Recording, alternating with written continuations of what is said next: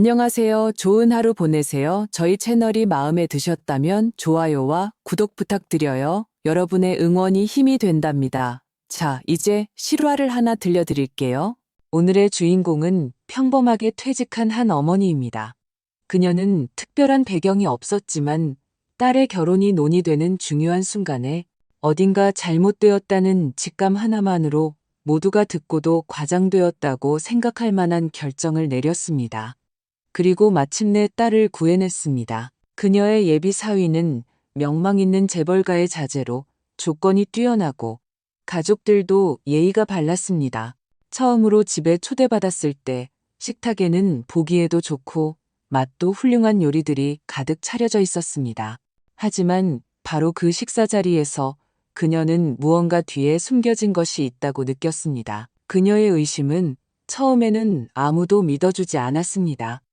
심지어 딸조차도 어머니가 너무 예민하다고 생각했습니다. 하지만 다음 날 벌어진 한 장면은 모든 사람을 경악하게 했습니다. 그 식사 자리에 도대체 어떤 이상한 점이 있었을까요? 이 어머니는 어떻게 단서를 찾아냈을까요? 겉보기에는 화목하고 교양 있어 보이던 그 재벌가 뒤에는 과연 무엇이 숨겨져 있었을까요? 오늘의 이야기에 여러분을 초대합니다. 제 이름은 박선혜, 올해 61살입니다. 은퇴 전에는 분당 초등학교에서 30년간 국어를 가르쳤습니다. 남편은 일찍 세상을 떠났고 딸 서윤이는 저 혼자 힘으로 키웠습니다. 서윤이는 어릴 때부터 자랑스러운 딸이었습니다. 서울대학교에 합격했을 뿐만 아니라 스스로의 힘으로 강남의 한 외국계 회사에 입사했습니다. 저는 딸이 다른 요즘 여성들처럼 늦게 결혼할 것이라고 생각했습니다. 그런데 작년에 갑자기 한 남자를 데려왔습니다. 이름은 이지훈. 딸보다 3살 많았고 옷차림은 단정했으며 말투는 세련되었습니다. 미국에서 MBA를 마쳤고 여의도에서 직접 창업한 컨설팅 회사를 운영하고 있다고 했습니다. 첫 만남에서 저조차도 그 남자가 상당히 신중하고 기품 있으며 말 한마디 허투루 하지 않는다는 것을 인정할 수밖에 없었습니다. 오늘은 제가 처음으로 그들 집에 정식으로 방문하는 날이었습니다. 딸은 지훈 씨 부모님이 저를 뵙고 싶어 한다고 했는데 그 말은 결혼이 거의 결정되었다는 뜻이었습니다. 저는 1시간 일찍 집을 나섰습니다. 새로 파마한 머리에 베이지색 고급 원피스를 입고 실크쇼를 걸쳤습니다. 손에는 남편이 생전에 아끼던 30년 된 안동소주 한 병을 들고 있었습니다. 원래는 딸이 시집갈 때 열려고 했던 것이지만 이제 미리 길을 터주기 위해 가져가는 셈이었습니다. 지훈 씨의 집은 서초동의 한 고급 주상복합 아파트 펜트하우스였습니다. 엘리베이터에서 내리자마자 바로 그들의 현관이 나왔습니다. 입구에는 페르시안 카펫이 깔려 있었고 신발장은 금박을 입힌 원목이었으며 초인종마저 남들보다 고급스러웠습니다. 벨을 누르자 문이 열렸고 이지훈이 직접 나와 저를 맞이했습니다. 어머님, 오시느라 힘드셨죠? 어서 들어오세요. 그는 예의 바르게 말했고 목소리는 안정적이었으며 미소 또한 자연스러웠습니다. 거의 흠잡을 데가 없었습니다. 힘들긴요. 노인네가 산책 삼아 온 거지요. 저는 말하며 안으로 들어갔고 그 술병을 현관 옆에 조용히 내려놓았습니다. 집에 들어서는 순간 저는 무의식적으로 걸음을 멈췄습니다. 상다리가 휘어질 듯한 요리들이 10명이 앉을 법한 커다란 식탁을 가득 채우고 있었습니다. 신선로, 구절판, 갈비찜, 대하찜, 전복 요리까지 무려 10여 가지가 넘는 요리가 완벽한 색과 향, 맛을 뽐내고 있었습니다. 식탁보마저 명절에나 쓸 법한 붉은 바탕에 금색 테두리가 둘러진 것으로 바뀌어 있었습니다. 이건 일반 가정에서 쉽게 차려낼 수 있는 상차림이 아니었습니다. 어머님, 어머니께서 오늘 오신다는 소식을 듣고 특별히 아시는 이모님께 부탁해서 좀 풍성하게 준비하셨어요. 이지훈이 웃으며 말했습니다. 겉으로는 겸손해 보였지만 실제로는 우리 집은 스케일이 다르다는 자부심을 드러내는 듯 했습니다. 저는 웃으며 고개를 끄덕였습니다. 너무 과하게 차리셨네요. 정말 감사합니다. 말은 그렇게 했지만 마음속으로는 불편했습니다. 이런 자리는 따뜻한 만남이어야지 마치 국회의원을 대접하는 것처럼 격식을 차려서는 안 된다고 생각했습니다. 저는 아무렇지 않은 척하며 각 사람의 표정을 살폈습니다. 이지훈의 아버지 이강철은 60 초반으로 보였고 회색 정장 차림으로 상석에 앉아 있었습니다. 그의 표정에는 저를 심사하는 듯한 기색이 역력했습니다. 그가 입을 열자 분위기는 싸늘해졌습니다. 박 선생님, 우리 집안은 좀 보수적입니다. 지훈이가 앞으로 회사를 물려받아야 하는데 아내가 발목을 잡아서는 안 됩니다. 서윤이가 결혼 후에는 가정에 충실했으면 합니다. 더 이상 회사 일에 신경 쓰지 말고요. 여자란 아이를 돌보고 남편을 내조하는 것이 본분 아니겠습니까? 우리도 빨리 손주를 보고 싶습니다. 3년 안에 둘은 낳았으면 좋겠군요. 마음이 철렁 내려앉았지만 저는 바로 대꾸하지 않고 담담하게 말했습니다. 그건 젊은이들이 알아서 상의하는 편이 좋겠습니다. 물론이죠. 이강철은 냉소하며 말했습니다. 하지만 어른으로서 미리 분명히 해둬야 나중에 오해가 없지 않겠습니까? 그때 저는 서윤이를 돌아봤습니다. 딸은 옆에 앉아 있었는데 말을 하지는 않았지만 표정은 매우 평온했습니다. 심지어 저에게 차를 한 잔 따라주기까지 했습니다. 엄마, 이거 방금 우린 개화차예요. 드세요. 찻잔을 받아들며 저는 딸이 이강철의 말에 조금도 불쾌해하지 않는 것을 보았습니다. 순간 제가 너무 예민하게 생각하는 건 아닌지 혼란스러워졌습니다. 그러다 한쪽에 조용히 앉아있던 지훈의 어머니에게 시선이 갔습니다. 그녀는 50대 후반으로 보였고 옷차림은 단정했으며 말투는 부드러웠습니다. 몇 번이고 남편의 말을 중재하려 했습니다. 아이고, 여보, 처음부터 너무 많은 걸 말씀하지 마세요. 젊은이들이 서로 소통하는 게 중요하죠. 그녀는 말할 때마다 무의식적으로 오른손으로 옷소매를 아래로 잡아당겼습니다. 한 번은 그녀가 과일 접시를 집으려고 손을 뻗었을 때 저는 우연히 그분의 손목 안쪽에 있는 검풀은 멍자국을 보게 되었습니다. 새로 생긴 상처가 아니었습니다. 오래된 상처가 다시 도진 듯한 검붓고 희미한 자국이었습니다. 그녀는 제가 본 것을 금세 알아차리고는 황급히 다른 손으로 과일을 집으며 웃으며 말했습니다. 선생님은 피부가 정말 좋으시네요. 부러워요. 저는 아무 말 없이 고개를 끄덕였지만 마음속은 쿵 하고 내려앉았습니다. 저런 멍 자국은 익숙했습니다. 예전에 교직에 있을 때 가정폭력이 있는 집의 아이들은 겨울에 외투를 벗으면 저런 상처를 볼 수 있었습니다. 여성에게 저런 상처가 있다면 더욱 주의 깊게 봐야 했습니다. 남편 성격이 안 좋아서일까 아니면 자신이 부주의해서일까 알 수는 없었습니다. 하지만 한 가지는 분명했습니다. 여자가 습관적으로 상처를 가리는 것은 남에게 보이기 두렵기 때문이라는 것을. 저녁 식사가 끝나기 전 이지훈이 직접 술병을 들고 제게 술을 따라주었습니다. 어머님, 제가 한 잔 올리겠습니다. 서윤이를 이렇게 훌륭하게 키워주셔서 감사합니다.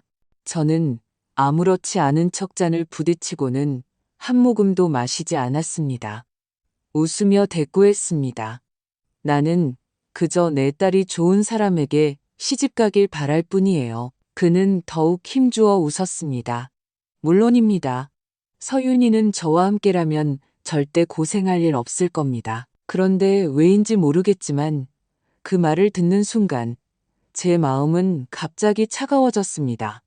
그 가득 찬 요리들은 더 이상 손님에 대한 예의로 보이지 않았습니다. 그것은 마치 일종의 쇼, 온 세상을 뒤덮을 듯한 공세처럼 느껴졌습니다. 문을 나설 때 저는 서윤이의 손을 잡고 낮은 목소리로 말했습니다. 이 결혼 서두르면 안 되겠다. 딸은 놀란 듯 물었습니다. 엄마, 왜 갑자기 그러세요? 저는 대답하지 않고 말했습니다. 어쩐지 이 가족 좀 이상한 것 같아. 집으로 돌아오는 길 저는 지하철을 탔습니다. 서윤이는 저를 바래다 주겠다고 했지만 저는 손을 저으며 괜찮다고 했습니다. 너 내일 출근해야 하잖아. 오지 마라. 내일 휴가라고 말씀드렸잖아요. 저 시간 있어요. 그럼 내 미래의 가족들과 시간을 더 보내렴. 이 말은 제가 조금 무겁게 의도적으로 던진 말이었습니다. 서윤이는 제 기분이 좋지 않다는 것을 눈치챈 듯 조용히 물었습니다.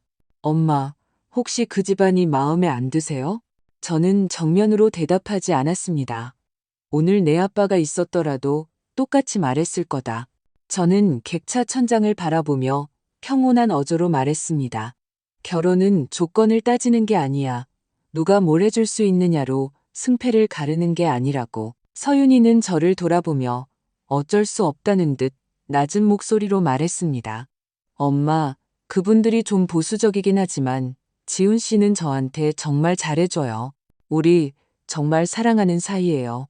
저는 더 이상 말을 잇지 않았습니다. 더 다퉈봐야 소용없었습니다. 사랑에 푹 빠진 딸에게 저 같은 늙은이의 생각은 먹히지 않을 테니까요. 서윤이는 제가 그 집안이 너무 부자라서 우리 집안과 격이 맞지 않는다고 생각하는 줄 알았습니다. 딸은 몰랐습니다. 제가 두려워하는 것은 그 식탁 위에 놓인 화려하지만 차가운 격식이라는 것을. 이강철의 눈빛을, 그리고 그 검풀은 멍자국을 두려워한다는 것을 잠이 오지 않았습니다. 그날 밤 분당의 낡은 집에 돌아와 저는 거실의 나무 소파에 앉아 미지근한 물반 컵을 단숨에 마셨습니다. 창밖의 어둠을 보며 멍하니 있었습니다. 그 불안감은 어떤 한마디 말에서 온 것이 아니었습니다. 식사 내내 모든 사람들 사이에 오가는 대화에 온기가 없던 그 차가움 때문이었습니다. 다음 날 아침, 저는 서윤이에게 전화해 아침 식사를 같이 하자고 했습니다. 딸은 지금 지훈 씨 집에 있다며 지훈 씨가 주주 한 분을 만나러 가야 해서 다음에 보자고 했습니다. 마음이 쿵 내려앉았습니다. 이번 주에 쉰다고 하지 않았니? 주주라니? 주주를 왜 만나? 네가 그 사람 회사 일까지 따라다니는 거니? 저는 참지 못하고 물었습니다. 그런 건 아니고요. 그냥 같이 참석하는 거예요. 딸의 목소리는 매우 가벼웠고 심지어 달콤함까지 묻어났습니다. 엄마, 지훈 씨는 제가 자기 삶에 빨리 녹아들길 바라는 거예요. 그 사람 삶? 그럼 내 삶은? 딸은 잠시 머뭇거리더니 웃으며 말했습니다. 엄마, 저 이제 끊을게요. 그 사람 곧 와요. 전화가 끊기는 순간 저는 갑자기 깨달았습니다. 서윤이는 이미 그의 세계로 끌려 들어갔다는 것을, 그리고 그 세계는 어머니라는 존재를 환영하지 않는다는 것을. 오후 내내 저는 오랫동안 생각에 잠겼습니다. 딸의 어릴 적부터 앨범을 꺼내 보았습니다. 유치원 졸업식부터 초등학교 장문대회 수상까지. 마지막 장은 대학 졸업식 때 학사모를 쓰고 환하게 웃으며 눈빛이 빛나던 사진이었습니다. 딸은 쉽게 통제되는 아이가 아니었습니다. 적어도 과거에는 그랬습니다. 그래서 지금의 순종적인 모습은 정상이 아니었습니다. 그날 밤, 저는 지은 어머니의 표정을 다시 떠올렸습니다. 저녁 식사 후 상을 치울 때 그녀는 팔꿈치를 식탁 모서리에 부딪혀 아픈 듯 미간을 찌푸렸지만 금세 참고는 괜찮아요, 괜찮아요 라고 말했습니다. 그리고 긴 소매로 손목을 가렸습니다. 그 행동은 처음이 아니었습니다. 생각할수록 마음이 아팠습니다. 그녀가 무슨 일을 겪었는지, 왜 아무 말도 하지 않는지 알고 싶었습니다. 밤 10시가 넘어 저는 다시 휴대폰을 들어 서윤이에게 전화를 걸었습니다. 특별한 이유는 없었습니다. 그저 직접 조심해야 한다는 말을 다시 한번 해주고 싶었을 뿐입니다.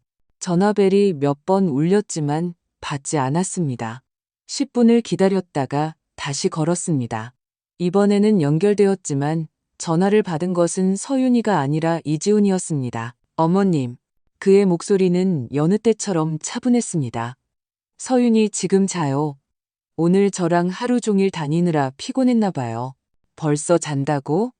저는 시간을 확인했습니다. 이렇게 일찍? 네, 저녁 먹고 머리가 아프다고 하더니 목욕하고 바로 잠들었어요. 그는 자연스럽게 심지어 걱정스러운 말투로 말했습니다. 요즘 생활이 규칙적으로 바뀌어서 저도 일찍 쉬게 하고 싶어요. 저는 잠시 생각하다 말했습니다. 갑자기 생각난 게 있어서 전해줄 물건을 깜빡했거든. 괜찮습니다. 내일 제가 가서 받아올게요. 어머님, 걱정 마세요. 그는 매우 배려심 깊게 말했지만 동시에 모든 것을 자기가 처리하는 것이 당연하다는 듯한 태도였습니다. 제가 그럼 서윤이 깨면 다시 연락하라고 할게라고 말하려던 참이었습니다. 전화기 저편에서 갑자기 희미한 목소리가 들렸습니다. 내 핸드폰 방금 울리지 않았어? 서윤이의 목소리였습니다. 수화기에서 멀지 않은 곳에서 들려오는 아주 선명한 목소리였습니다. 바로 옆에 있는 것 같았습니다. 저는 순간 얼어붙었습니다. 전화기 저편에서는 분명한 침묵이 흘렀습니다. 이어서 이지훈이 극도로 낮춘 목소리가 들렸습니다. 아니야, 내 전화가 울렸어. 내 메신저 아니야? 서윤이의 목소리가 다시 들려왔습니다. 그는 거짓말을 하고 있었습니다.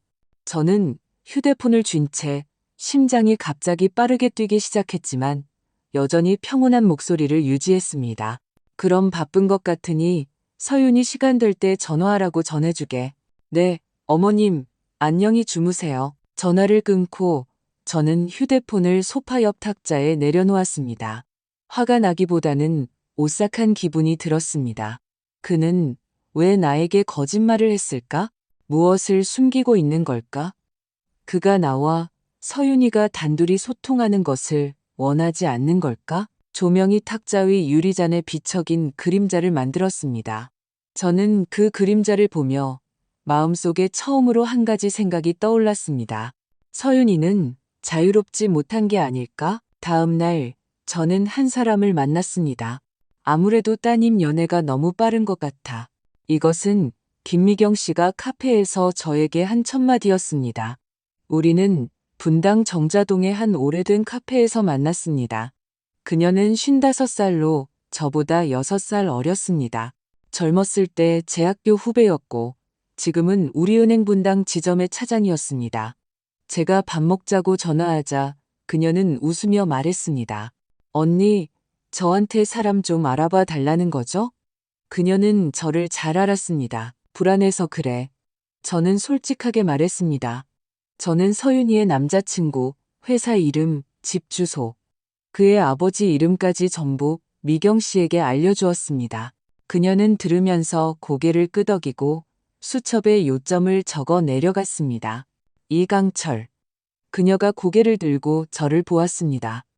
혹시 중국에서 사업했던 배경이 있나요? 저는 놀랐습니다. 예전에 중국에서 건설업에 투자해서 큰 돈을 벌었다고 하더군요. 미경 씨는 몇 초간 침묵했습니다. 그럼 기억나는 것 같기도 하네요. 일단 제가 이 회사 계좌 흐름을 좀 확인해 볼게요. 특별한 점이 있는지 불법적인 걸 원하는 건 아니야. 나 때문에 위험해지지는 마. 알아요. 그녀가 옅게 웃었습니다. 우리 나이에 누가 인정 때문에 법을 어기겠어요. 걱정 마세요. 공개된 자료랑 거액 자금 이동 경보만 확인할 거예요. 이틀 후 그녀는 같은 카페에서 저를 다시 만났습니다. 표정이 좋지 않았습니다. 언니, 솔직하게 말씀드려야겠어요. 미경 씨는 자리에 앉자마자 목소리를 낮췄습니다. 그 이지훈 컨설팅 회사, 몇 년간 장부가 깨끗하지 않아요. 심장이 쿵 하고 뛰었습니다. 그게 무슨 말이야? 우리 시스템에서 몇몇 주요 계좌를 볼 수 있는데 작년에 중국의 한 유령 투자회사 명의로 15억 원에 달하는 돈이 들어왔어요. 컨설팅 비용이라고는 하지만 상대 회사는 중국에서 이미 페이퍼 컴퍼니로 등록된 상태예요. 그리고 홍콩이나 동남아 몇몇 여행사로도 자주 송금하는데 한 번에 수억 원씩 합당한 영수증도 없어요. 자금 세탁? 미경 씨는 정면으로 대답하지 않고 그저 고개를 끄덕였습니다. 혐의가 있어요. 그녀는 잠시 말을 멈췄다가 말했습니다. 그리고 한 가지 더 있어요. 3년 전에 이강철이 자기 회사 지분 전부를 아들 이지훈에게 넘겼어요. 저는 놀랐습니다. 그때 아들이 겨우 30 초반이었을 텐데 지분을 전부 넘겼다고? 네, 조기 경영 승계라고 발표했지만 제가 알기로는 그 해에 그 회사가 한 사법 사건에 휘말릴 뻔했어요. 나중에 무혐의로 끝나긴 했지만 검찰에서 주시했던 적이 있어요. 무슨 사건인데? 직원 비정상 사망 사건이라고 들었어요. 하지만 언론에는 한 줄도 안 났죠. 등골이 서늘해졌습니다. 미경 씨는 저를 보며 아주 작은 목소리로 말했습니다. 따님이 언니를 원망할 수도 있겠지만 지금 묻지 않으면 나중에 더 후회하게 될 거예요. 저는 커피잔을 응시하며 오랫동안 침묵했습니다. 그 사망사건 피해자 신원을 알아봐 줄 수 있을까? 최대한 해볼게요. 미경 씨가 고개를 끄덕였습니다. 하지만 언니, 서둘러야 해요. 만약 따님이 이미 그 집에 들어가 살고 있다면 더 이상 지체하면 안 돼요. 저는 입술을 깨물며 고개를 끄덕였습니다.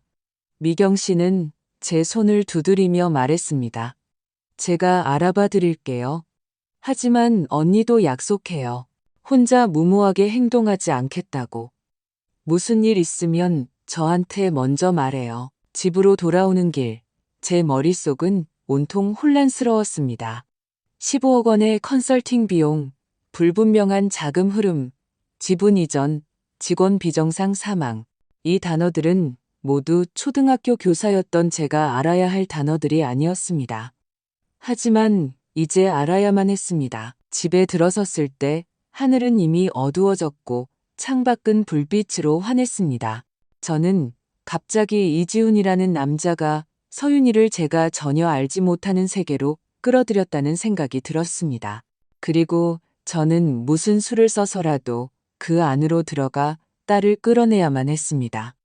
그 구덩이가 얼마나 깊은지 전혀 알지 못하더라도 말입니다. 서윤이는 대학 졸업 후 자취를 했고 가끔 집에 와서 물건을 가져가거나 밥을 먹고 저와 함께 머리를 자르러 가곤 했습니다. 저를 걱정시킨 적이 없었습니다. 감정에 휩쓸리는 아이도 아니었습니다. 몇 번의 연애를 했지만 모두 깔끔하게 끝냈습니다. 스스로 사랑은 내 선택지 중 하나이지 전부는 아니야라고 말하곤 했습니다. 하지만 이지훈과 연애를 시작한 후 딸은 변했습니다. 더 이상 제게 먼저 연락하지 않았고 집에 오는 횟수도 줄었습니다. 전화를 하면 받지 않거나 몇 마디 나누다 서둘러 끊었습니다. 친구들과의 모임에도 거의 나가지 않았습니다. 예전에 가장 친했던 동료들, 단체 채팅방에서도 거의 말을 하지 않았습니다. 딸은 이것이 어른이 되는 과정이라고 했지만 저는 아니라는 것을 알았습니다. 일주일 후 저는 딸을 만나자고 했습니다. 딸은 강남 교보타워 근처에 아주 고급스러운 이탈리안 레스토랑을 골랐습니다. 지훈 씨가 추천한 곳이라고 했습니다. 듣자마자 짜증이 났습니다. 왜 이런 곳을 골랐니? 여기 점심 한 끼에 7만 원은 하지 않니? 괜찮아요. 지훈 씨가 이 그룹 VIP 카드가 있어서 할인 많이 돼요. 딸은 웃었습니다. 저는 딸을 바라보았습니다. 몸에 딱 맞는 샴페인색 원피스를 입고 옅은 화장을 하고 손톱에는 새로 유행하는 누드톤 네일아트를 했습니다. 예전에는 전혀 하지 않던 샤넬 귀걸이도 하고 있었습니다. 요즘 자주 꾸미는구나. 제가 떠보듯 물었습니다. 그런 건 아니고요. 지훈 씨가 이런 모습을 좋아해요. 그럼 너는? 너는 좋아하니? 딸은 웃으며 대답하지 않고 말했습니다. 엄마, 저 살 빠진 것 같지 않아요? 요즘 입맛이 정말 없어요. 저는 메뉴판을 내려다보며 더 이상 묻지 않았습니다. 음식이 나온 후 저는 아무렇지 않은 척 물었습니다. 너 회사에서 승진 기회 있다고 하지 않았니? 아, 저 그만뒀어요. 딸의 말투는 아무렇지 않았습니다. 저는 고개를 들어 딸을 쳐다봤습니다. 회사를 그만뒀다고? 네, 결혼 후에 한동안 해외에 나가 있을 계획이라서요. 그 사람 회사가 일본의 새로운 프로젝트를 시작했는데 저를 데리고 가서 먼저 생활에 적응하게 해주고 싶대요. 딸은 자연스럽게 웃었습니다. 어차피 저도 지쳤고 환경을 바꾸는 것도 좋을 것 같아요. 누구 결정이니? 저는 목소리를 억누를 수 없었습니다. 네가 그만두고 싶었던 거야? 아니면 그가 그만두라고 한 거야? 딸은 미간을 찌푸렸습니다. 엄마, 그렇게 말씀하시면 안 되죠. 저 어린애 아니에요. 너는 예전에 일이 내 중요한 부분이라고 했어. 저는 딸을 쳐다보며 말했습니다. 지금은 해외에 나갈지 말지조차 스스로 결정하지 못하는 거 아니니? 엄마, 딸이 갑자기 칼과 포크를 내려놓았습니다. 말투에는 조급함이 섞여 있었습니다. 저는 그냥 삶의 방식을 바꾸는 것뿐이에요. 통제당하는 게 아니라고요. 저는 아무 말도 하지 않았습니다. 딸은 깊은 숨을 내쉬고는 다시 웃으며 말했습니다. 엄마는 정말 제가 남자친구가 생긴 걸 받아들이기 힘드신가 봐요. 저는 딸을 바라봤습니다. 이건 서윤이가 아니었습니다. 식사를 마치고 저는 딸이 지금 사는 곳에 가보고 싶다고 말했습니다. 딸은 잠시 망설이다가 요즘 고양이가 말을 잘 안 들어서 손님 맡기가 좀 그래요. 라고 말했습니다. 괜찮아. 내가 고양이 봐줄게. 딸은 어쩔 수 없이 고개를 끄덕였습니다. 그 건물은 처음 와보는 것이 아니었지만 이번에 들어갈 때 딸은 마치 정해진 절차를 따르는 것처럼 행동했습니다. 슬리퍼를 꺼내고 물을 따르고 테이블을 닦는 동작이 일사불란하고 기계적이었습니다. 여기 산지 얼마나 됐니? 2달 정도요. 내 물건들은 어디 있니? 방에 내 개인적인 물건이 거의 없는데 거의 그 사람 물건을 써서요. 많이 가져올 필요가 없었어요. 딸은 옷장 앞에 서서 서랍을 열며 설명했습니다. 원래 이 집 공간이 깔끔해서 제가 망가뜨리고 싶지 않았어요. 그럼 다음 달에는 어디로 이사 가니?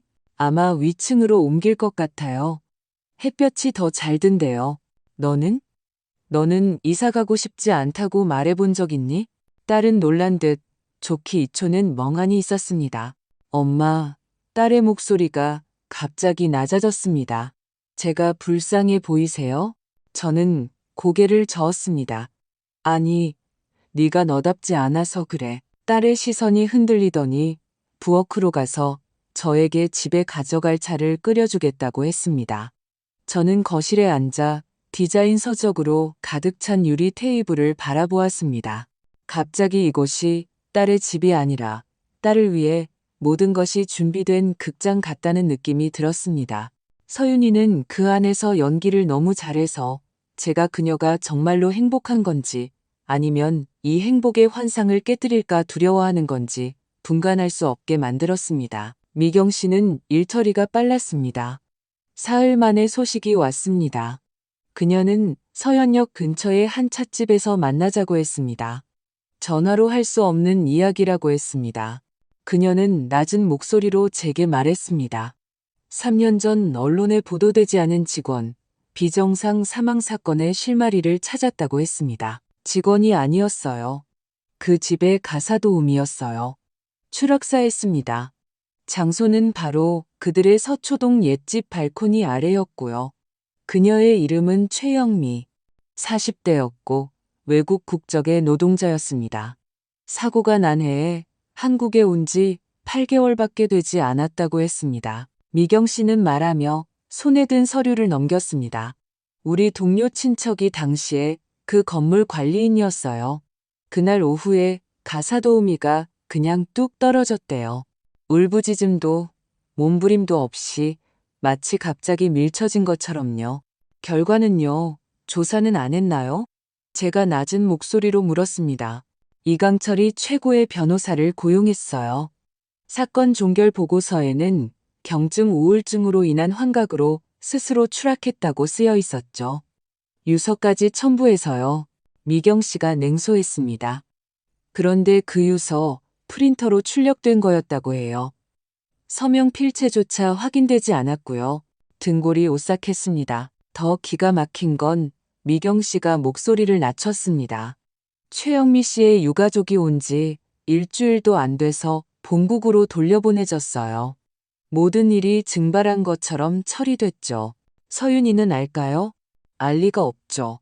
미경 씨는 출력된 혼인관계 증명서 기록을 제게 건네주었습니다.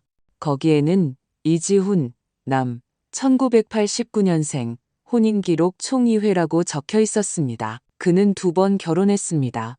첫 번째 결혼은 2017년에 등기되었고 상대는 정날이라는 여성이었습니다. 결혼 2년 후 경기도 외곽으로 주소를 이전했고 2020년에 이혼했습니다. 두 번째 결혼은 2020년 말 윤지아라는 여성과 등기되었습니다. 2021년 초 배우자가 사망했습니다. 사망 원인은 추락사라고 적혀 있었습니다. 손이 떨려 찻잔을 거의 엎을 뻔했습니다. 또 추락사였습니다. 네, 장소도 서초동 옛집이었고요. 심장이 너무 빨리 뛰어 바깥 소리가 거의 들리지 않았습니다. 미경 씨는 미간을 찌푸렸습니다. 두 번째 아내 윤지아 씨의 부모가 자살이 아니라고 고소했지만 기소되지 못했어요. 이강철이 나서서 합의했고 수억 원의 합의금을 지불하자 상대방이 소송을 취하했다고 해요. 서윤이는 몰라요. 제가 낮은 목소리로 말했습니다. 저한테 한 번도 말한 적 없어요. 미경 씨가 목소리를 낮췄습니다. 그 집안이 그렇게 거칠애를 잘하는데 그 남자가 겉보기에는 그렇게 점잖고 예의 바른데 서윤이가 탐정도 아니잖아요. 하지만 그 애는 여자친구인데 어떻게 전혀 눈치채지 못할 수가 있죠? 가정폭력은 하루아침에 시작되지 않아요. 미경 씨의 한마디가 전곡을 찔렀습니다. 처음에는 동선을 관리하고 그 다음에는 사회생활을 통제하고 마지막에는 조금씩 그 사람의 존재감을 지워버려서 의심조차 못하게 만드는 거죠. 어떻게 그렇게 잘 알아요?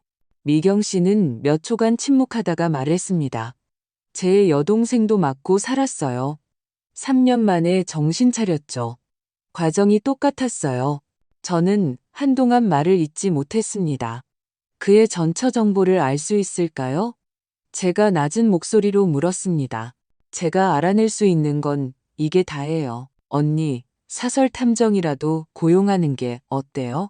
저는 고개를 끄덕이며 이를 악물고 말했습니다. 그래야겠어. 그리고 빠르면 빠를수록 좋아. 그날 오후 찻집을 나왔을 때 하늘은 매우 밝았습니다. 하지만 햇살이 마치 불에 데인 듯 따갑게 느껴졌습니다. 저는 지난주 저녁 식사를 떠올렸습니다. 이지훈이 서윤이에게 반찬을 집어주며 다정하게 말했습니다. 지금 너무 말랐어. 나는 네가 좀 더 먹었으면 좋겠어. 그때 딸은 웃으며 말했습니다. 당신이 이렇게 먹여주는데 어떻게 살이 빠지겠어요? 지금 생각하니 그것은 사랑이 아니라 사육이었습니다. 생각할수록 두려워졌습니다. 집에 돌아와 10여 년 전의 주소록을 뒤져 서윤이의 대학 동아리에서 가장 친했던 친구 유진 씨에게 전화를 걸었습니다. 유진 씨는 전화기 저편에서 몇 초간 침묵하다가 입을 열었습니다. 어머님, 제가 계속 말씀드리고 싶었는데 서윤이가 말하지 말라고 해서요. 무슨 말인데? 한 번은 팔에 멍이 들어 있었어요. 책상 모서리에 부딪혔다고 했는데 나중에 저희 동료가 서윤이 메신저 대화 내용을 봤는데 지훈 씨 말에 한마디도 반박을 못 하더래요. 매일 몇 시에 집에 오는지 셀카를 찍어서 보고해야 했고요. 그래서 물어봤니? 물어봤죠. 그랬더니 그냥 피하면서 너희는 모른다고 했어요. 그리고 며칠 안 돼서 장기 휴가를 냈고 나중에는 회사에도 안 나왔어요. 그 애 퇴사한 게 강요받은 거니? 어머님, 그건 저도 모르겠어요. 하지만 우리가 알던 서윤이가 아닌 것 같았어요. 그날 밤 저는 저녁을 먹지 않았습니다. 부엌 불빛 아래 앉아 흰죽 한 그릇을 한 숟갈씩 떠먹었습니다. 저는 이제 더 이상 물러설 곳이 없다는 것을 알았습니다. 다음 단계는 의심이 아니라 제가 직접 그 이지훈이라는 남자가 대체 누구인지 확인하는 것이었습니다. 저는 그의 회사 건물 아래에서 3시간을 기다렸습니다. 그날은 작은 비가 내렸고 강남거리는 바람과 습기로 가득했습니다. 옷을 아무리 두껍게 입어도 마음은 차가웠습니다. 저녁 6시 반이 되어서야 서윤이가 회사 건물 입구에 나타났습니다. 우산을 쓴 채 검은 트렌치 코트를 입고 있었습니다. 화장은 옅었지만 얼굴은 다소 창백했습니다. 저를 보자마자 놀란 듯 멈춰 섰습니다. 엄마, 여기 어떻게 오셨어요? 저는 자리에서 일어나 딸의 눈을 똑바로 쳐다봤습니다. 우리 얘기 좀 하자. 딸은 잠시 망설이다가 고개를 끄덕였습니다. 근처의 낡은 카페에서 저는 구석 자리를 골라 따뜻한 밀크티 2잔을 시켰습니다. 테이블 위에는 제가 어젯밤 꼬박 5시간 동안 정리한 서류철이 놓여 있었습니다. 미경 씨가 준 혼인관계 증명서 기록, 탐정이 보내온 전처 사망 기록, 가사도우미 추락사 기록 요약, 그리고 여러 장의 상처 사진 복사본. 저는 한마디도 하지 않고 서류를 딸 앞으로 밀었습니다. 딸은 몇 장을 넘기더니 얼굴이 점점 굳어갔습니다. 이거 어디서 나셨어요? 딸의 목소리가 굳었습니다. 사람 시켜서 알아봤어. 저는 딸을 보며 말했습니다. 너 정말 하나도 몰랐다고 말할 수 있니? 딸은 그 혼인관계 증명서를 쳐다보며 손가락을 미세하게 떨었습니다. 그 사람이 이전 결혼에 대해 말해준 적 있어요. 평화롭게 헤어졌다고. 그럼 그 사람이 2번째 아내가 윤지아라는 것과 1년 만에 자살했다는 것도 말해주던? 딸이 갑자기 고개를 들었고 눈가가 붉어졌습니다. 엄마, 그 사람은 엄마가 생각하는 그런 사람이 아니에요. 그 사람도 과거가 있고 저도 제 선택이 있는 거예요. 너는 지금 선택하는 게 아니야. 끌려다니고 있는 거지. 저는 참지 못하고 목소리를 높였습니다. 회사를 그만두고 그 집에 들어가고 친구들과 연락을 끊고 이게 너다운 모습이니? 딸은 더 이상 말을 하지 않고 고개를 숙인 채 속눈썹만 계속 떨고 있었습니다. 저는 목소리를 낮췄습니다. 그가 너를 때렸니? 아니요. 딸은 너무 빨리 대답했고 목소리는 너무 낮았습니다. 저는 그 거짓말을 지적하지 않았습니다. 그럼 욕은 했니? 휴대폰 사용을 간섭하고 귀가 시간을 통제했니? 엄마, 제발 이러지 마세요. 딸의 목소리에 갑자기 울음이 섞였습니다. 제가 속는 게 두려우신 거예요. 아니면 제가 드디어 행복해진 걸 질투하시는 거예요? 그 말은 칼처럼 제 가슴에 박혔습니다. 행복? 제가 낮은 목소리로 말했습니다. 전처의 사망 기록을 숨기고 가사도우미 추락사를 숨기고 너에게 회사를 그만두고 이사하라고 하고 자기가 시키는 대로 꿈이라고 하는 남자가 그게 행복이라고 생각하니? 딸은 입술을 세게 깨물었습니다. 마치 감정을 억누르려는 듯 했습니다. 엄마, 그는 저한테 정말 잘해줘요. 저를 욕한 적도 없고 때린 적도 없어요. 그는 단지 제가 자기처럼 목표를 가지고 규칙적인 생활을 하길 바라는 것뿐이에요. 너는 지금 그를 위해 변명하고 있는 거야. 아니에요. 딸의 감정이 마침내 조금 무너졌습니다.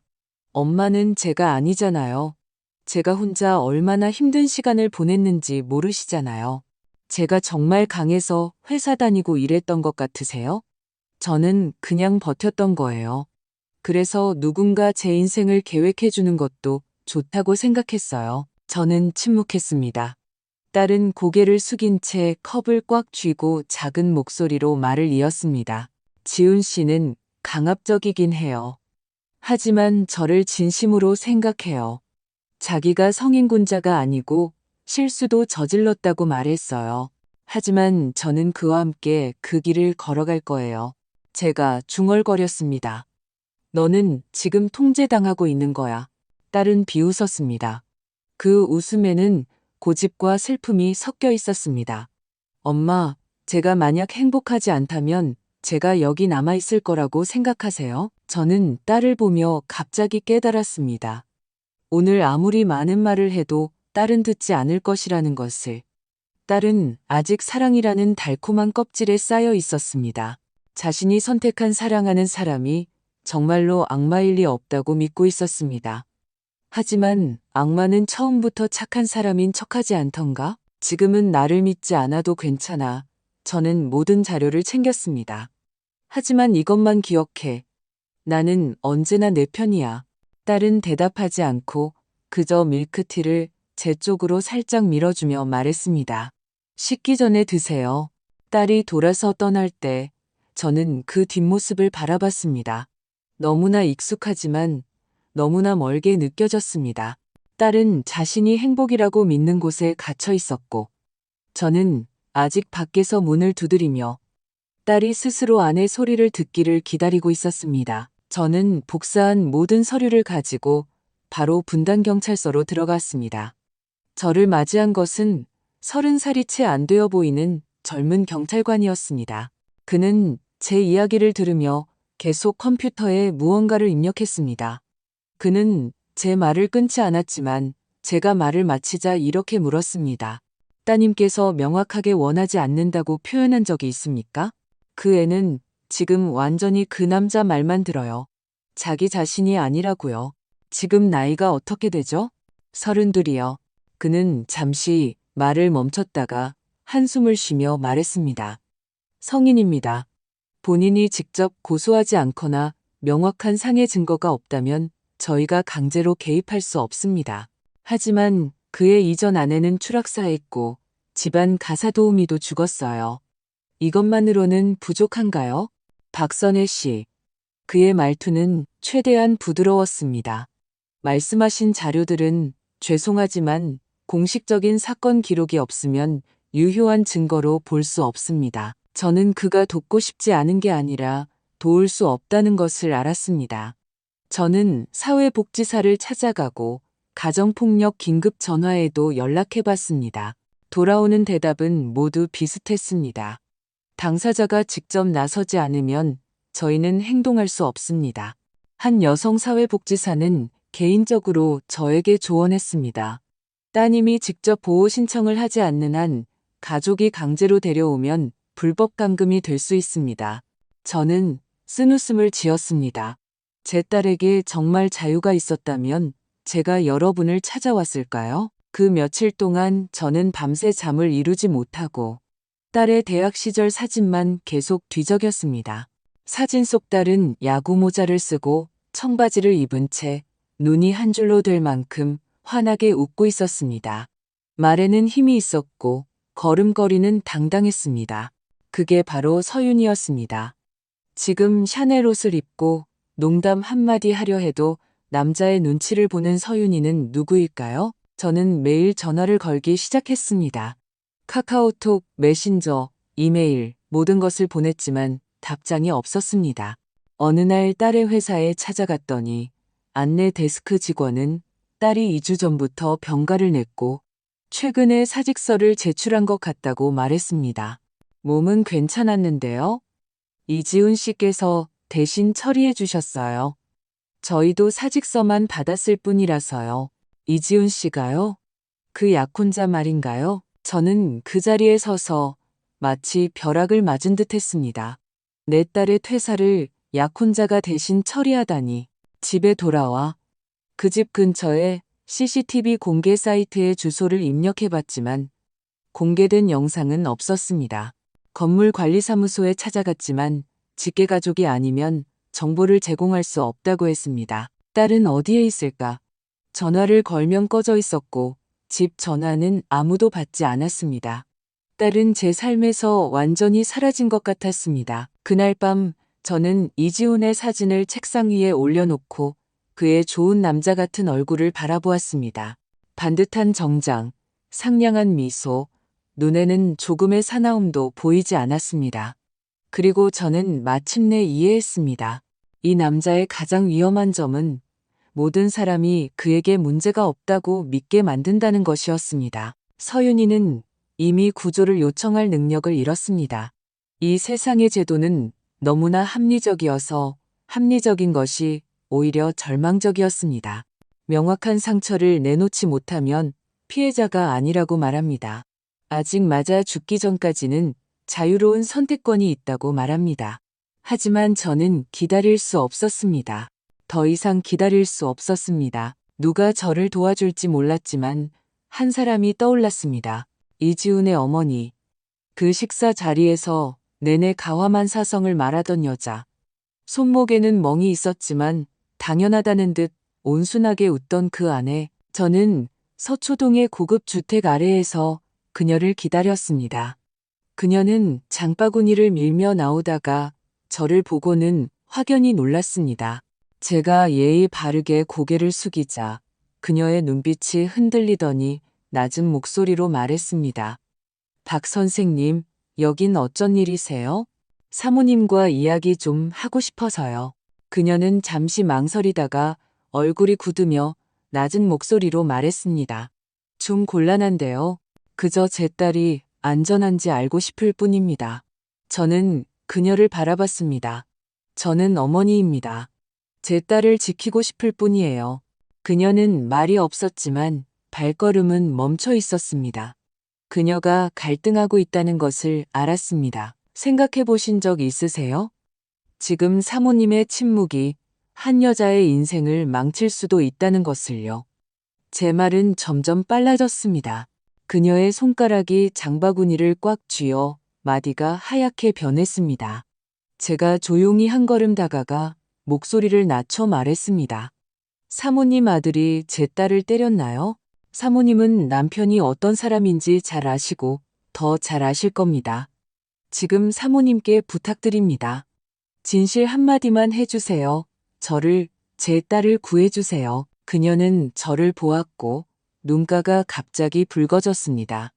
시선은 길 건너편으로 향했습니다. 사모님 딸이 그 집에 들어간 후 친구들과 거의 모든 연락이 끊겼다는 걸 아시나요?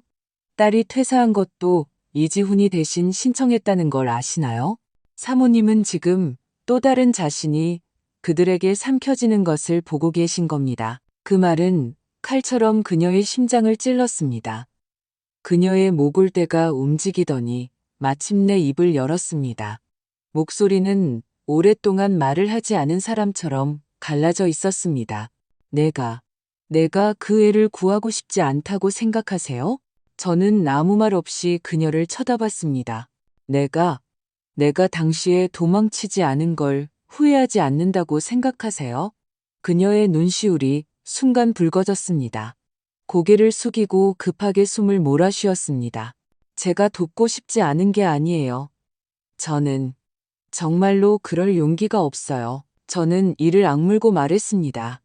사모님은 그가 두렵고 남편이 두렵고 아들이 두렵겠죠.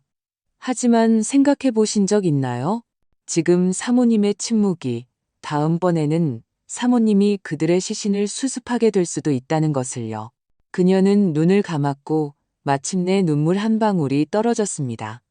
그녀는 10여 초간 침묵했습니다. 그리고 낮은 목소리로 입을 열었습니다. 저도 결혼 첫 해에는 제가 행운나라고 생각했어요. 이강철 씨는 젊었을 때 저를 정말 사랑했죠. 차로 출퇴근을 시켜주고 보석을 선물하고 해외여행도 데려갔어요. 그가 저를 처음 때린 건 제가 그의 회사 동료가 너무 교활하다고 참견했을 때였어요. 재떨이로 제 오른손을 내리쳤죠. 그때 저는 막 임신했을 때였어요. 저는 그녀의 손목을 쳐다봤습니다. 그녀는 오랜 습관처럼 소매를 끌어당겼습니다. 그때 이혼하려고 했지만 그는 이혼하면 가만두지 않겠다고 협박했어요. 그 후로 그는 점점 더 교묘해지고 더 잔인해졌어요. 지훈이는 어릴 때 제가 맞는 걸 봤지만 한 번도 말린 적이 없어요. 그저 입을 다물고 밖에서는 정상인 척하는 법만 배웠죠. 서윤이가 그의 손에서 잘 지내지 못한다는 걸 모르는 게 아니에요. 하지만 저도 어떻게 사람을 구해야 할지 모르겠어요. 그녀가 저를 보았고 눈이 갑자기 붉어졌습니다. 그 애를 데리고 나갈 수 있으세요? 정말로요? 사모님께서 도와주신다면요. 제가 한 글자씩 힘주어 말했습니다. 그녀는 잠시 침묵하다가 제게 번호 하나를 주었습니다. 이건 지훈이 첫 번째 아내 정나리 씨의 전화번호예요. 지금은 해외에 있어요. 이혼 후에 합의금을 받았지만 저는 그녀가 아직 할 말이 남았다고 생각해요. 저는 쪽지를 받았습니다. 종이에는 국제전화번호가 단정하고 깔끔한 필체로 적혀 있었습니다.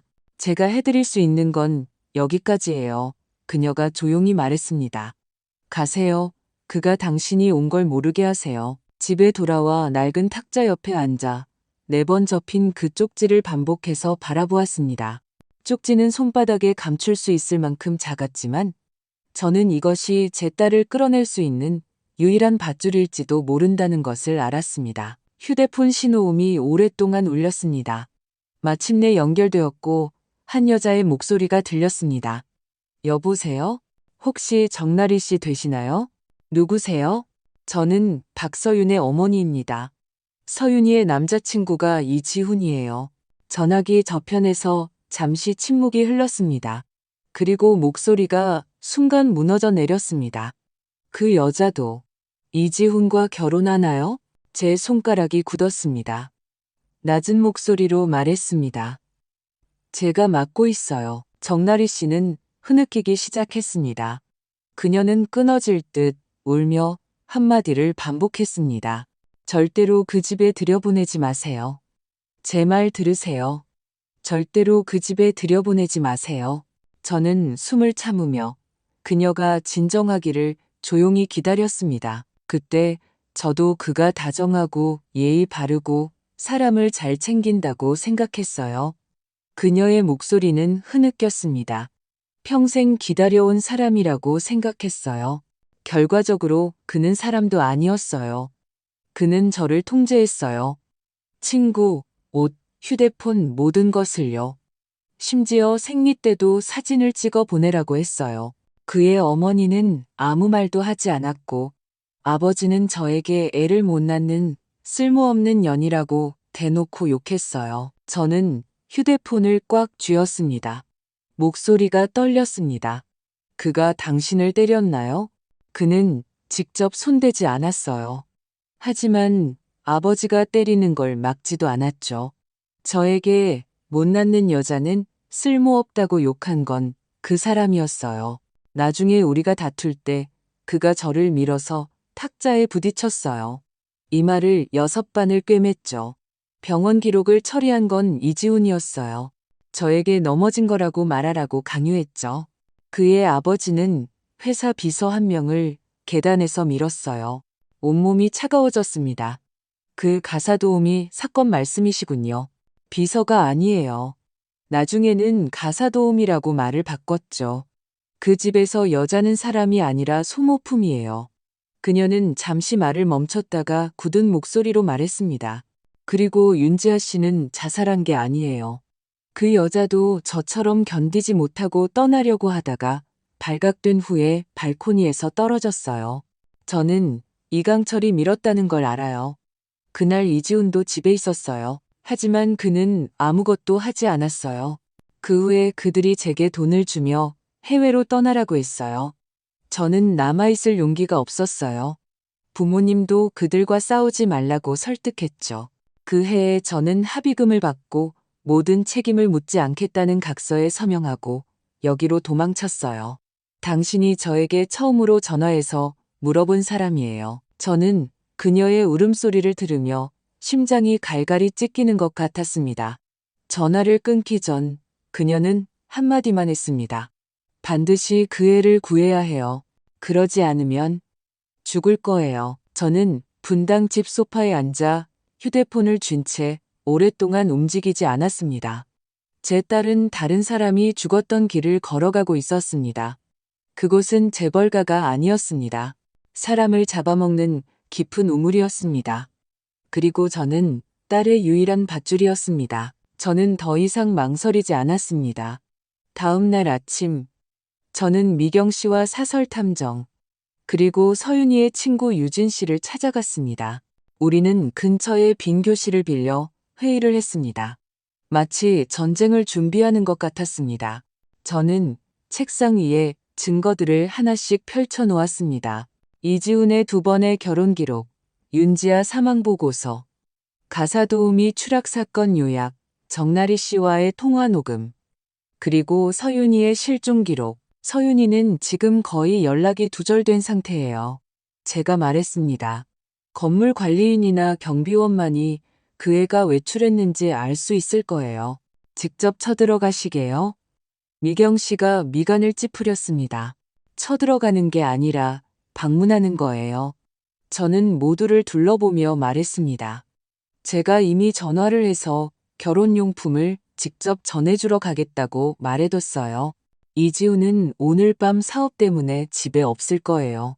저는 이 기회를 틈타 들어가서 서윤이의 상태를 촬영할 거예요.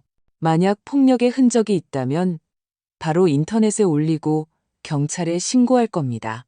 사설 탐정이 고개를 끄덕였습니다. 제가 촬영 장비를 담당하고 클라우드에 동기화하겠습니다. 만약 붙잡히시면 저희에게 녹화 증거가 남습니다. 기자 쪽은 제가 연락해뒀어요. 유진 씨가 말했습니다. 우리가 현장 사진만 확보하면 그가 익명으로 이 씨 집안의 내막을 폭로하겠다고 했어요. 그날 밤 저는 가장 평범한 카키색 재킷과 청바지로 갈아입었습니다. 머리는 단정하게 묶고 검은 뿔테 안경을 썼습니다. 마치 그 집의 비서나 먼 친척처럼 보이도록 했습니다. 관리사무소에는 미리 연락을 해두었고 저는 순조롭게 엘리베이터에 탈 수 있었습니다. 28층 문 앞에 서서 초인종을 눌렀습니다. 문이 열렸고 서윤이었습니다. 그녀는 실내복 차림이었고 표정은 당황스러워 보였습니다. 엄마, 어떡해?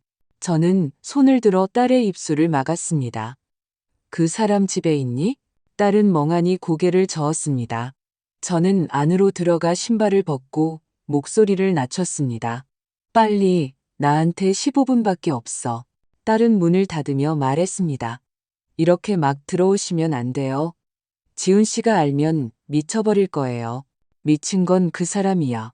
저는 딸을 쏘아보았습니다. 네가 지금 완전히 통제당하고 있다는 걸 모르겠니? 딸의 표정이 부자연스러워지고 입술이 미세하게 떨렸습니다. 자꾸 그런 말씀하시면 저 경찰에 신고할 거예요. 저는 냉소했습니다. 신고해. 마침 이 증거들 전부 경찰에 넘겨주려고 했으니까. 저는 가방을 열어 녹음기를 꺼내 재생 버튼을 눌렀습니다. 정나리 씨의 전화 녹음이 온 집안에 울려 퍼졌습니다. 서윤이의 얼굴은 점점 하얗게 질려갔습니다. 정나리 씨가 울며 그 애는 죽을 거예요 라고 말했을 때 서윤이는 온몸을 떨며 소파에 주저앉았습니다. 그 사람은 손찌검은 안 했어요. 딸은 중얼거렸습니다. 그냥 간섭이 좀 심했을 뿐이에요. 저도 정말 떠나고 싶었던 건 아니에요. 저는 딸 앞에 쭈그려 앉았습니다. 목소리는 떨렸지만 단호했습니다. 네가 떠나지 않은 건 네게 더 이상 선택권이 없다고 생각했기 때문이야. 너는 더 이상 여기에 있으면 안 돼. 딸은 저를 올려다보았고 입술을 열었지만 아무 말도 하지 못했습니다. 바로 그때 문 잠금 장치가 철컥 소리를 냈습니다. 저는 재빨리 일어나 가방을 소파 뒤로 밀어 넣었습니다. 서윤이의 얼굴이 창백해졌습니다. 그가 돌아왔어요. 문이 열리고 이지훈이 들어왔습니다. 저를 보고는 먼저 놀랐다가 이내 표정이 극도로 굳어졌습니다. 어머님, 오셨군요. 저는 평온하게 입을 열었습니다. 그냥 내 딸 좀 보러 왔어. 물건도 좀 전해주고. 그는 서윤이를 한번 쳐다보고는 다시 저를 보며 입꼬리를 천천히 올렸습니다. 저희를 방해하지 않겠다고 하시지 않으셨나요? 그의 말투는 부드러웠지만 눈빛은 차가웠습니다. 저는 말이 없었습니다. 그가 한 걸음 다가와 저를 쳐다봤습니다. 저에 대해 얼마나 조사하셨죠? 네가 한 짓들만 조사했어. 제가 되받아쳤습니다. 서윤이는 얼어붙은 인형처럼 꼼짝도 하지 않았습니다. 박서윤. 그가 갑자기 딸에게로 향했습니다. 우리 집안일은 외부에 알리지 않기로 약속했잖아. 잊었어? 서윤이는 입술을 깨물었고 눈물은 얼굴에 매달려 있었지만 한마디도 하지 못했습니다. 너 지금 이 여자랑 갈 거야? 아니면 계속 여기 남을 거야? 그의 목소리는 더 이상 이전처럼 다정하지 않았습니다. 그 애한테 손대지 마. 제가 딸 앞을 막아섰습니다. 이지훈의 얼굴이 완전히 차가워졌습니다. 그는 손을 뻗어 서윤이의 팔을 잡으려고 했습니다. 손대지 말라고 제가 그를 밀쳐냈습니다. 그는 순간 분노에 차 소리쳤습니다. 당신이 뭔데? 저는 서윤이의 손을 잡고 문 쪽으로 뛰었습니다. 이지훈이 서윤이의 팔을 세게 붙잡았습니다. 이해를 데려갈 생각 마. 저는 휴대폰을 꺼내 동기화되고 있는 녹화 영상을 재생하며 크게 외쳤습니다. 이미 녹화되고 있어. 전부 다 녹화됐다고. 서윤이가 갑자기 폭발했습니다. 그녀는 이지훈의 손을 거칠게 뿌리쳤습니다. 마치 꿈에서 깨어난 것처럼 소리쳤습니다. 놔, 나한테 손대지 마. 다시는 널 보고 싶지 않아. 서윤이는 온 힘을 다해 이지훈의 손을 뿌리쳤습니다. 그는 비틀거리며 한 걸음 물러섰고 눈에는 완전한 분노가 서렸습니다. 그는 더 이상 연기하지 않았습니다. 그는 맹렬하게 달려들어 한 손으로 서윤이의 팔을 잡아챘습니다. 마치 물건을 끌듯 그녀를 뒤로 잡아당겼습니다. 방으로 돌아가. 내가 가라고 했어? 서윤이는 비명을 지르며 중심을 잃었고 거실 바닥에 끌려 넘어졌습니다. 손목이 버티지 못하고 유리 테이블 모서리에 세게 부딪혔습니다. 퍽 하는 둔탁한 소리와 함께 그녀는 고통에 찬 숨을 거의 내뱉지 못했습니다. 저는 그녀가 넘어지는 것을 눈앞에서 보면서도 손을 쓸 수 없었습니다. 그녀는 바닥에 쓰러져 왼팔이 꺾인 채 얼굴이 순간 창백해졌습니다. 이마도 테이블 모서리에 부딪혀 피가 천천히 스며 나왔습니다. 서윤아, 저는 달려가 딸을 안았습니다. 딸은 고통에 얼굴 전체가 일그러져 한마디도 하지 못했습니다. 미쳤어? 애를 때리다니. 내 여자친구야. 내가 알아서 해. 이지훈이 다시 다가오려고 하자 저는 즉시 휴대폰을 들어 귀를 막으며 소리쳤습니다. 한 발짝만 더 다가오면 내일 온 국민이 내 얼굴을 보게 될 거야. 우리가 대치하고 있을 때 갑자기 우리 머리 위로 물 한 바가지가 쏟아졌습니다. 우리 모두 놀라서 돌아보니 그의 어머니였습니다. 그녀는 문가에 서 있었고 옷은 반쯤 젖어 있었으며 머리는 헝클어져 있었습니다. 하지만 눈빛은 전에 없이 맑았습니다. 그만해. 그녀가 떨리는 목소리로 말했습니다. 그만해, 지훈아. 이 집에 또 한 사람을 묻을 셈이야? 닥쳐. 이지훈이 소리쳤습니다. 그가 갑자기 한 걸음 다가와 그녀의 코를 가리키며 외쳤습니다.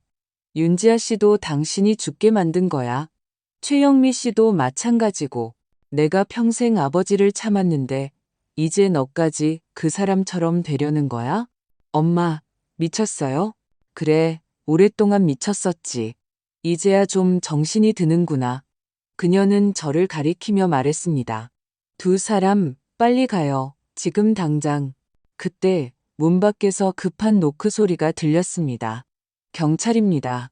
신고받고 왔습니다. 제가 미리 설정해둔 영상 동기화가 업로드된 후 자동으로 신고 신호를 보낸 것이었습니다. 이지훈이 문을 닫으려고 하자 그의 어머니가 달려들어 그를 세게 밀쳤습니다. 경찰이 문을 부수고 들어왔습니다. 이지훈이 저항하려 했지만 두 명의 경찰에게 단단히 제압당했습니다. 그는 문가에서 분노에 차소리쳤습니다. 너희들 날 건드려? 우리 아버지가 가만두지 않을 거야. 네, 아버지는 지금 자기 앞가림도 힘들어. 한 형사가 차갑게 말했습니다. 저는 서윤이를 돌아봤습니다. 딸의 얼굴은 창백했고 눈물은 쏟아지고 있었지만 표정은 전에 없이 맑았습니다. 딸의 손은 여전히 제 손을 꽉 쥐고 있었습니다. 구급차의 불빛이 서초동의 밤하늘을 수놓았습니다. 서윤이는 차 안에 누워 있었고 이마에는 피가 흐르고 손목은 주먹만하게 부어 있었습니다. 얼굴에는 손톱에 긁힌 몇 개의 붉은 자국이 있었습니다. 딸은 아무 말도 하지 않고 이를 악문 채 천장만 뚫어지게 쳐다봤습니다. 저는 딸 옆에 앉아 차갑고 힘없는 딸의 손을 놓지 않았습니다. 엄마가 여기 있어.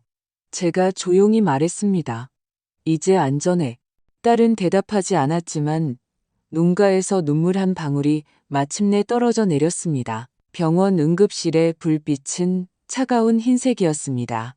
의사가 검사를 마치고 나와서 왼쪽 손목 골절, 갈비뼈 2대의 경미한 골절, 전신 다발성 타박상이라고 말했습니다. 뇌진탕은 없어서 다행이라고 했습니다. 저는 복도 의자에 앉아 30분 동안 멍하니 있었습니다. 그때 사복 차림의 중년 형사가 다가와 제 옆에 앉아 낮은 목소리로 말했습니다. 이지훈의 서재에서 전체 감시 시스템을 발견했습니다. 초소형 카메라, 수백 개의 녹음 파일, 그리고 금고도 있었습니다. 금고 안에는 윤지아 씨가 남긴 일기가 있었습니다. 거기에는 매일 이강철에게 욕을 듣고 이지훈에게 냉대받고 발코니에 갇혔던 날들이 적혀 있었습니다. 저는 고개를 끄덕였습니다. 목이 솜으로 막힌 것처럼 작은 목소리로 겨우 물었습니다. 그의 아버지는요? 이미 검찰에 소환되어 조사받고 있습니다.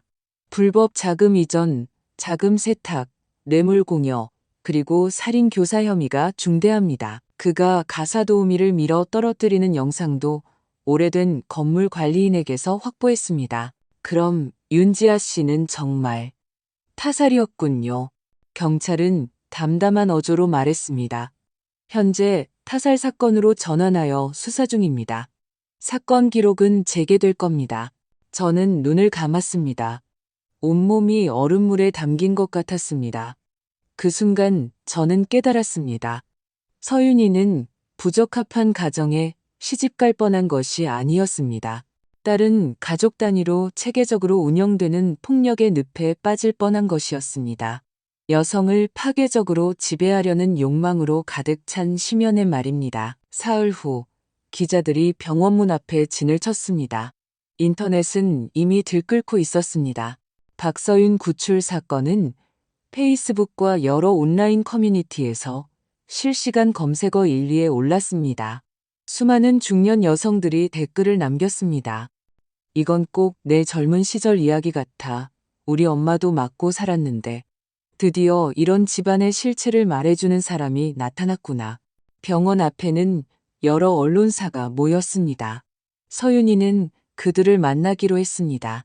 환자복을 입고 머리는 풀어헤친 채 화장기 없는 얼굴에 멍 자국을 가리지 않았습니다. 울지 않았습니다. 마이크 앞에 서서 말했습니다. 저는 제가 사랑받고 있다고 생각했습니다. 그가 저에게 회사를 그만두라고 한 것은 저를 편하게 해주기 위해서라고 했습니다. 저를 간섭하는 것은 걱정해서라고 했습니다. 돈을 함부로 쓰지 못하게 하는 것은 제가 사기당할까봐 그런 것이라고 했습니다. 모든 말이 저를 위한 것처럼 들렸습니다. 하지만 저는 매일 점점 더 작아지고 점점 더 목소리를 잃어갔습니다. 마지막에는 물을 마실지 몇 시에 잘지조차 허락을 받아야 했습니다. 그녀는 잠시 말을 멈췄습니다. 목소리는 떨리지 않았지만 쉬어 있었습니다. 저는 하루아침에 감금된 것이 아닙니다. 저는 조금씩 열쇠를 그에게 넘겨준 것입니다. 저희 엄마가 제게 일깨워주기 전까지는요. 너는 그가 키우는 애완동물이 아니야 라고요.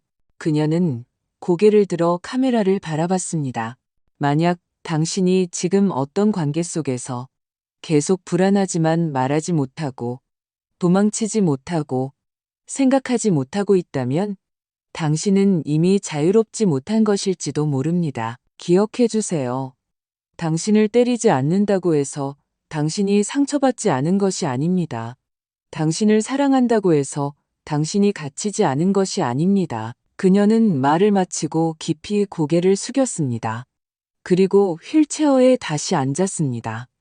기자들은 모두 멍하니 있었고 아무도 질문하지 않았습니다.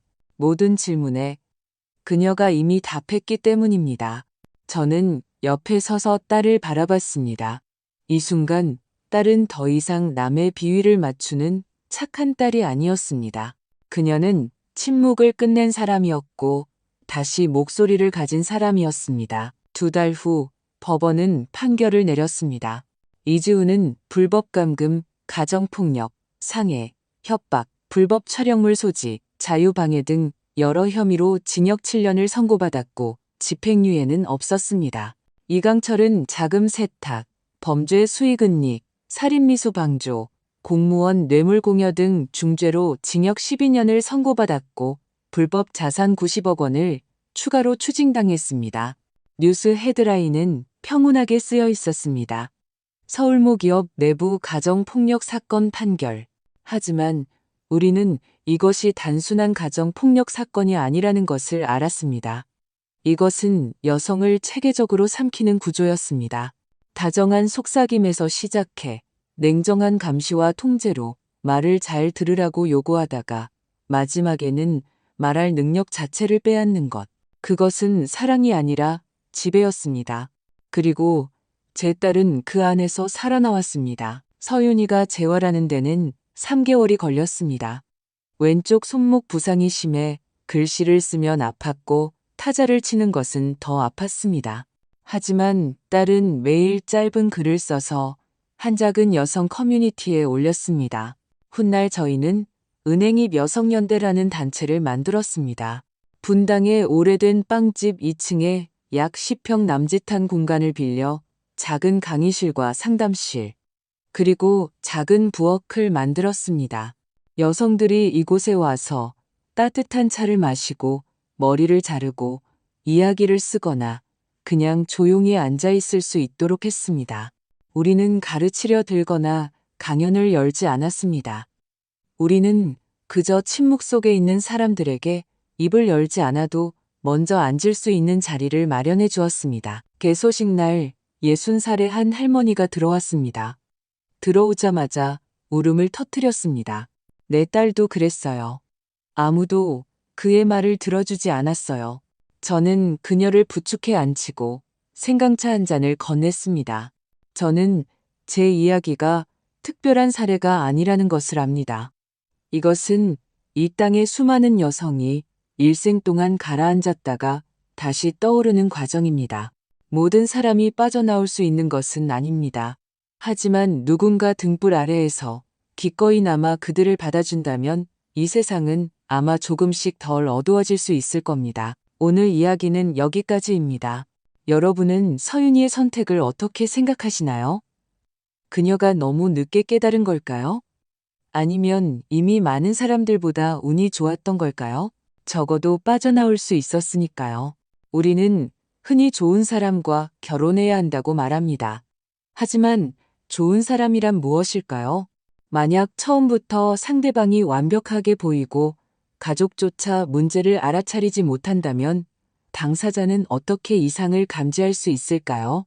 통제는 주먹에서 시작되는 것이 아니라 다 너를 위해서야 라는 한마디에서 시작되는 경우가 많습니다. 여러분도 주변 사람이 이런 관계에 빠진 것을 본 적이 있나요?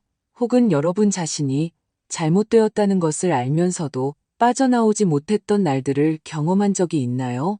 이것은 어느 한 사람의 비극이 아니라 어떤 가정에서든 일어날 수 있는 숨겨진 우려입니다. 댓글창에 여러분의 생각을 남겨주세요. 당신이 딸이든 어머니든 자매든 혹은 이 모든 것을 목격했던 방관자든 여러분의 경험이나 생각은 또 다른 힘들어하는 사람에게 도움이 될 수 있습니다. 이 경험이 더 많은 사람에게 알려질 가치가 있다고 생각하신다면 구독 버튼을 누르고 이 영상을 소중한 사람들에게 공유해 주세요. 더 많은 사람이 이 토론에 참여하게 해주세요.